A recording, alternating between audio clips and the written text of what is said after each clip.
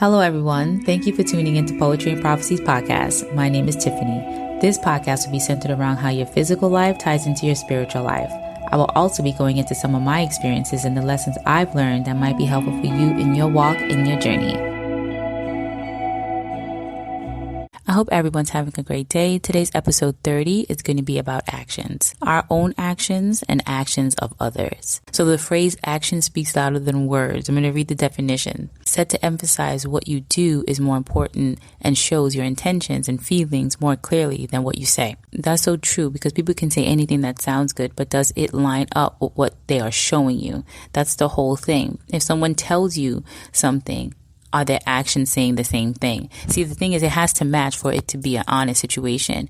Not, sometimes it's flukes here and there, but the majority of the time, their actions will line up with their word will line up with their actions.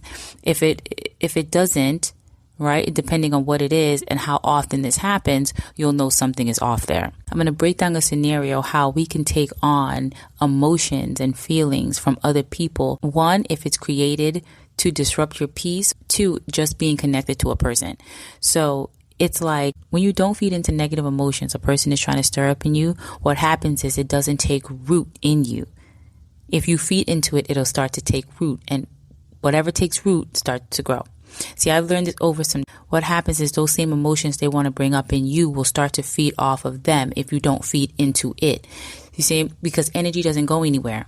So if a person creates a negative situation, a negative atmosphere, if you feed into it, it'll start to feed off you. It's a transfer of a thing. So once a negative situation is created, toxicity is formed, negativity is formed.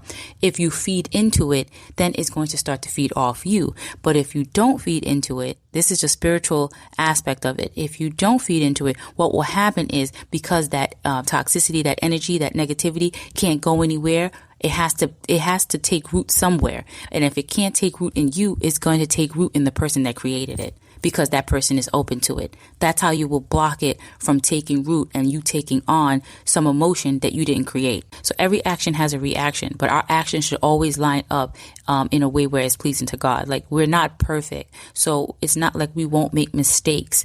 But the thing is, to try not to is the best way. I'm speaking to myself as well, because the thing is, you'll be left feeling disappointed in yourself if you allow someone with bad intentions to pull you out of your character. So you just have to be wise and see the forest from its trees and see the situation for what it is. So I just wanted to share how I used to let things affect me. I had no idea how to get rid of it.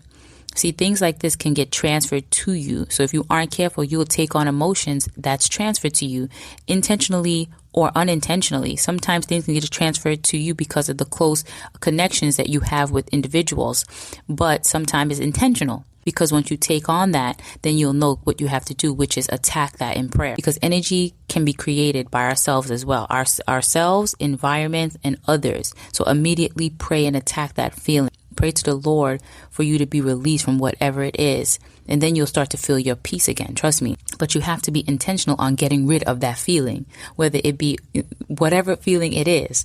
You attack it in prayer. If it goes against the word of God as well, and you have to know a distraction when you see it. Sometimes things are sent. Some things are meant to take you off course on purpose. So you just have to be aware on what's happening in your life and around you.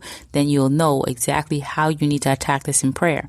Then you'll start to feel the peace of the Lord again. And then you'll start to see how that feeling, thoughts, emotion start to subside. So I hope you all enjoyed the episode. Have a wonderful and blessed week, and I'll see you every other Monday. Bye. Okay guys, don't forget to take a look at my description box. It entails my Etsy shop, 2 books, one called Poetry's Footprint for those who like poetry.